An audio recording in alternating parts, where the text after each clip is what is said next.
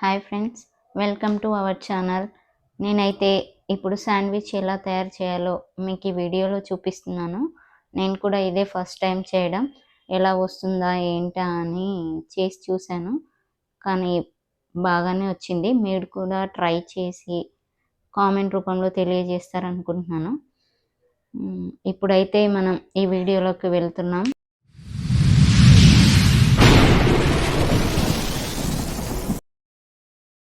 ముందుగా ఒక cup onion అండి తీసుకొని పక్కన పెట్టాలి. ఇంకో కప్పు క్యారెట్, ఇంకొక కప్లో టమాటో, పచ్చిమిర్చి, ఈ మూడింటిని సపరేట్గా పేస్ట్ చేసి పక్కన ఉంచాలండి. తర్వాత ముందుగా ఒక కడాయి పెట్టి దాంట్లో కొంచెం ఆయిల్ కానీ నెయ్యి కానీ వేసుకోవచ్చు. నేనైతే ఆయిల్ వేసాను.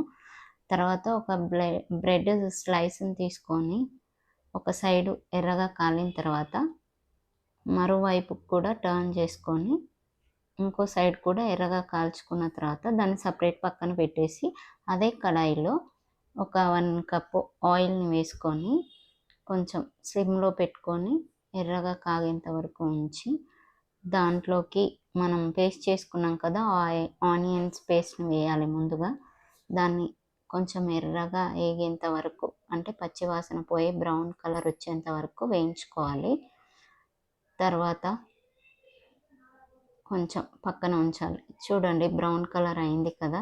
దీంట్లోకి కొంచెం పసుపు, వెల్లుల్లి రెబ్బల్ని వేసుకోవాలండి. అంటే కొంచెం కచ్చపచ్చ దంచి వేసుకొని దీన్ని కూడా కొంచెం అటు ఇటు కలిపి కాసేపు మగ్గనివ్వాలి.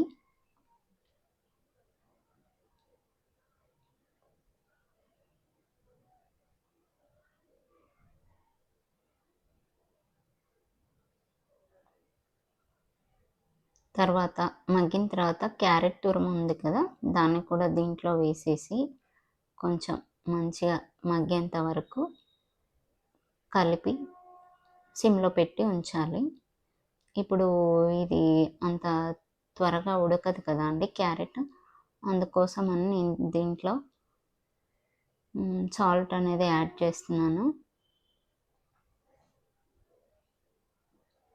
కొంచెం సాల్ట్ అయితే దీంట్లో యాడ్ చేస్తున్నానండి.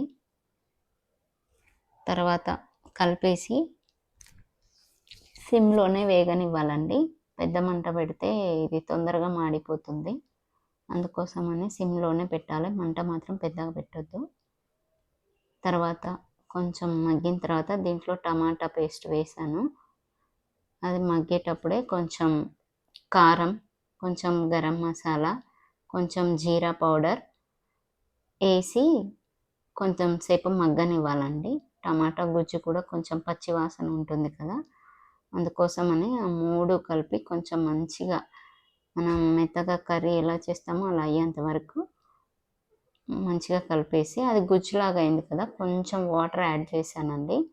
ఎందుకంటే మరీ దగ్గరికి అయితే మనం బ్రెడ్ మీద పెట్టుకోలేము కదా, అందుకోసమని దాన్ని కొంచెం వాటర్ యాడ్ చేసి కొంచెం మగ్గనిచ్చానండి. చూడండి, చూడ్డానికైతే కలర్ఫుల్గా చాలా బాగుంది. ఇది కాసేపు మగ్గనిచ్చిన తర్వాత లాస్ట్లో దింపే ముందు కొత్తిమీర తురుము వేసుకొని కొద్దిసేపు ఒక 2 మినిట్స్ అలా ఉంచి మనం సర్వ్ చేసుకోవాలన్నమాట. లాస్ట్లో కొత్తిమీర వేస్తే ఆ టేస్ట్ మాత్రం చాలా బాగుంటుందండి. తప్పకుండా మీరు కూడా వేసుకుంటే చాలా బాగుంటుంది. ఒకసారి అయితే టేస్ట్ చూడండి. నేను ఫస్ట్ టైం చేయడం, ఎలా వస్తుందా ఏంటా అనుకున్నాను. చూడ్డానికైతే చాలా బాగుంది. ఇప్పుడు బ్రెడ్ మనం వేడి చేసుకొని పెట్టుకున్నాం కదా, దాని మీద పెట్టేసి ఇలా మొత్తం బ్రెడ్ నిండా పెట్టుకోవచ్చండి. కావాలంటే ఎక్కువ కూడా పెట్టుకోవచ్చు. పిల్లలకైతే వాళ్ళు ఎంత తింటారో అంత పెట్టేసి ఇవ్వాలన్నమాట. నేనైతే బ్రెడ్ నిండా పెట్టాను. అలా ఎక్కువ ఉంటేనే బ్రెడ్ది కూడా తినేటప్పుడు టేస్టీగా ఉందన్నమాట. చూడండి, అలా పెట్టి ఇంకో బ్రెడ్ దాని మీద పెట్టేసి అలా అయినా తినొచ్చు, మన ఇష్టం. లేదా హాఫ్కి కట్ చేసుకొని తినొచ్చు. ఎలా అయితే మొత్తానికైతే శాండ్విచ్ రెడీ అండి. నేనైతే టేస్ట్ చేశాను, చాలా బాగుంది. మీరు కూడా ట్రై చేసి ఎలా ఉందో కామెంట్స్ రూపంలో కామెంట్ చేయండి. కొత్త వాళ్ళైతే సబ్స్క్రైబ్ చేసుకోవడం మర్చిపోకండి.